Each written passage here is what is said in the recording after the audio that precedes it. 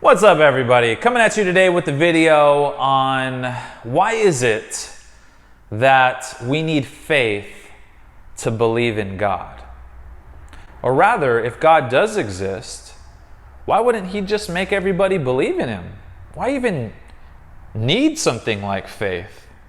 I've talked to many people who believe in God and asked them that question, and I feel like I'm not really getting any good answers. So I want to give you two reasons on why I believe faith is essential.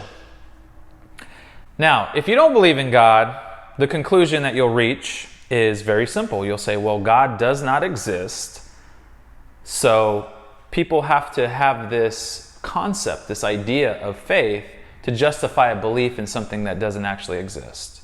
And that's a fair conclusion. If you don't believe in God, I invite you to hear me out, because I'm about to give you two reasons on why faith would need to exist in a reality in which God does exist.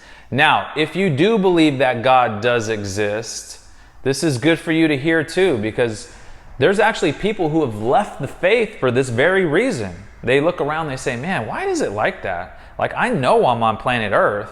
I know I exist, but why can't I know that God exists? And just that doubt there has caused many people to actually abandon their faith in God. Now, there's a few words that we need to define before we can progress here. The first word is faith. What does faith mean? Biblically speaking, faith means that there is good evidence for something, so you put your trust in that thing. A lot of people get this wrong. They think faith means putting your faith in something in which there's no evidence. That's not actually the case. Biblically speaking, it's like, yeah, there's good evidence, so I'm going to trust in that. The other word that we want to define is knowing. What does that mean? You know something. Like I said, you can know that you're on planet Earth. You can know you exist. What's fascinating, I don't want to spend too much time on this topic, okay? I'm going to make this real simple. But you can never actually know anything 100%. Like, you could say, well, I know I'm on planet Earth, Paul. I know that for sure. But it's possible that that's incorrect. Maybe you're dreaming. That's just an example, right? You might wake up and, whoa, you're not even on planet Earth. You see what I mean? But forget about that. I don't want to get too philosophical on this. Let's just say to know something just means that you're very, very, very confident in it. Now, in order to know something, there's a correlation there between knowing and then also IQ. So this is one of the variables I want to discuss with where I'm headed on this, okay? Stay with me now. Okay, so IQ. Let's say you have somebody that's mentally disabled, cognitively challenged. It would stand to reason that this person couldn't understand certain things that you do, right? They don't know certain things that you know. Like, you know you're on planet Earth, but this person can't just wrap their minds around it. Their IQ isn't high enough, okay? Now, as the IQ increases, it's reasonable to assume that you can start grasping higher and higher levels of understanding, and you can know things that maybe people at lower intelligence wouldn't be able to grasp.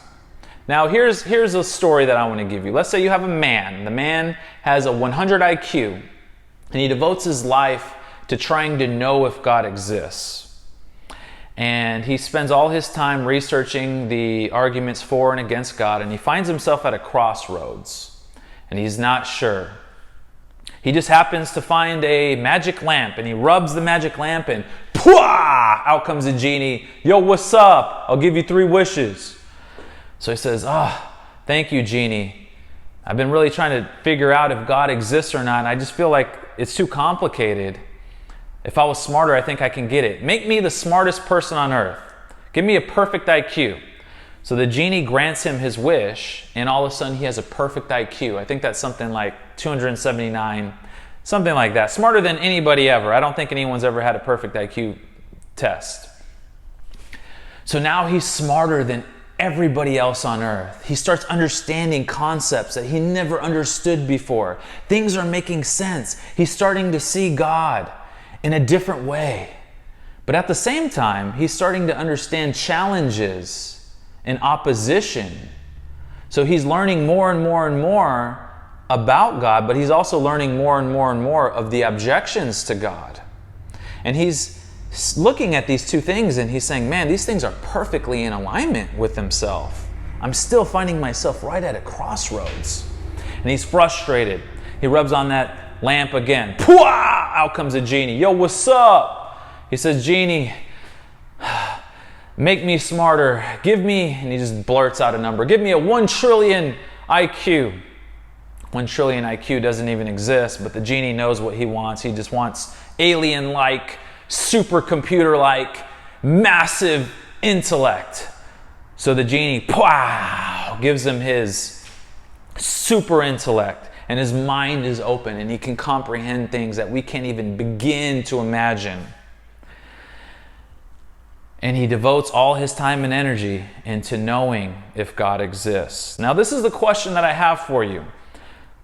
Does this person with a trillion IQ, supermassive intellect, does this person know God any more than he did to begin with? Is he growing towards God? I've asked a lot of people this question. I've got a lot of different answers. I want to give you my response, okay? Now, relative to himself, he knows more about God than he did in the past. He had a 100 IQ. Now that he has a trillion IQ, massive intellect, he understands things on a much, much deeper level. But in general, is he any closer to God? The answer to that question is no.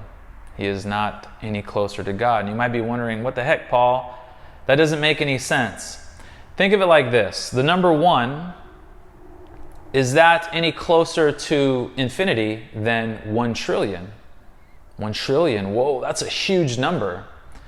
The thing is that they're both equally as close and as far away from infinity. Infinity is infinity. It's like I want to say that infinity keeps marching forward throughout infinity, but it's not even marching forward because it's already there. It's an interesting phenomenon.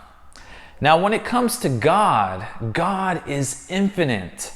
So no matter what you know, no matter how much knowledge you have, you will never, ever come to a complete understanding and the knowing that God exists.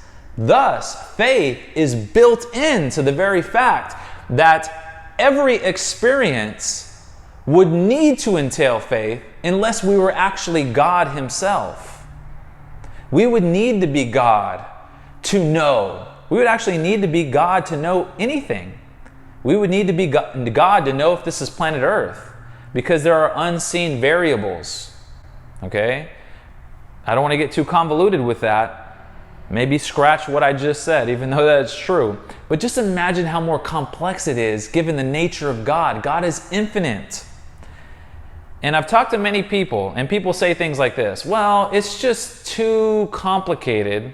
There's just too much information there. We only know a little bit right now. We need to wait for science to catch up and know more. We need to know more about morality and things of this nature. Once we understand the landscape better, then we can make a decision on whether God exists or not. But see, what that's implying is that after a certain amount of information, we will know God. But like I just showed you, if God is infinite, then that can never be the case. It doesn't matter if you stretch the landscape all the way across the edges of the universe. You will still be no closer to knowing God. And what's fascinating, what's so amazing, because that might deflate you. You might say, oh man, well, what's the point? Why should I even look into these things? God's creation is such that everything is fractaling. A fractaling is a repeating pattern. And you have repeating patterns happening at every existence possible. At time, you have repeating patterns. At space, you have repeating patterns. At existences like mental, emotional capacities, physical capacities, you have fractaling patterns. So this person that has a 100 IQ is seeing the same pattern that this person is that has a trillion IQ. They're looking at the same thing, and they can both equally know God. Isn't that amazing? That's incredible. Now, Still though, there's still one crucial factor here that I'm leaving out on why faith is necessary. I want to give you a choice here, okay? This is a hypothetical situation. I'm going to give you a choice. Do you want to A, have me dump gasoline on you and have you burn to death? Or do you want B, for me to give you $1 million? Which one are you going to choose? Duh, Paul. Give me the $1 million. Who's going to choose this one? Is that even a choice? It's not even really a choice, right? Now imagine if God revealed himself to you at all, just a little bit. You just got a little glimpse into the nature of God, which is infinite, perfect, all-loving. His majesty and superiority is far beyond comprehension. It would essentially eradicate any choice that you possibly would have if God did that. But because he loves you so much, he gives you the freedom to reject him. He allows you to live in this existence to where you can turn your head from him and rebel. Isn't that amazing? I have some Bible verses here to kind of back up some of these claims about the nature of God. So we have Psalms 147:5. His understanding is infinite. The Lord is vast in power. Matthew 19:26. With God, all things are possible. Psalms 145:3. And his greatness is unsearchable.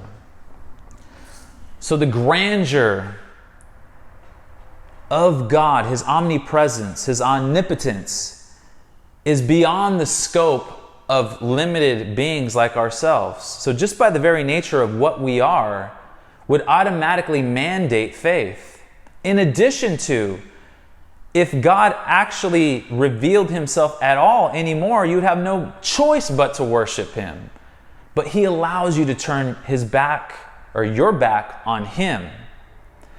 Now, one thing that doesn't quite line up with my little story about this person looking into God and increasing their intelligence is I believe that anybody that actually genuinely looks for God and wants to know the truth, God will reveal himself to that person. Thus, that person can know that God exists. If that person does not want to know God, then that person will not know God. God gives that person that freedom. And that is why we live in this world where people can agree on this is earth and that they exist, but they disagree on God. Because God allows us that luxury. He gives us that freedom. The Bible verse here says, "For the Lord sees every heart and knows every plan and thought. If you seek him, you will find him." Now, he knows your intention. So let's say you say, you know what? I want to start learning about God. But inside your heart, inside your mind, you really just want to learn about God. So that way you can set yourself up to be intellectually superior to other people. And you just want to confirm your already stance that you can't know God. God knows your intentions. So he won't reveal himself to you. I mean, I can't speak for what he will or will not do, but that's not a good intent. If you go about it in the sense of, you know what, I genuinely, honestly want to know the truth. Does God exist? Doesn't matter if you have 100 IQ, doesn't matter if you have 1 trillion IQ, you're going to see the same pattern because God has created a fractaling pattern universe. And thus you can know. And again, if you don't want to know, you don't have to know. You can be like, oh, I don't know if God exists, I'm not sure. You have that luxury. Thank God for that. That's it for this video, guys. God bless you all. Peace.